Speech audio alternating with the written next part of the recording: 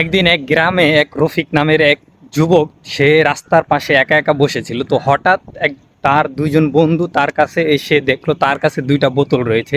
একটা ছিল কোকের বোতল এবং একটা ছিল ফ্রেশ পানির বোতল। তখন সেই বন্ধুগুলা সেখানে এসে একটা হইচই আড্ডা শুরু করে দিল, আমাকে এটা দিয়ে ওটা দিয়ে টানাটানি শুরু করতে লাগলো। তখন টানাটানির ফলে এক পর্তে দুইটা বোতলই অনেক ঝাঁকামাকি খেয়ে অনেক হইচই ফেলা শুরু হয়ে গেছে। তখন যখন বোতল দুইটাই খোলা হয়েছিল, এক বন্ধু একটা কোকের বোতল নিয়েছিল, আরেকজনে পানির বোতল নিয়েছিল।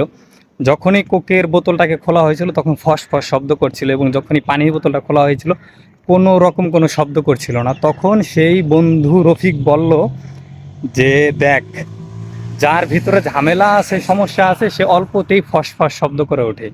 নীরব শান্ত থাকাটাই ফ্রেশ এবং সত্যকারে মানুষত্বর মন বোঝায়। এই কথা শোনার পর দোনোটা বন্ধুই সেখানে চুপ হয়ে যায় এবং শান্ত হয়ে যায়।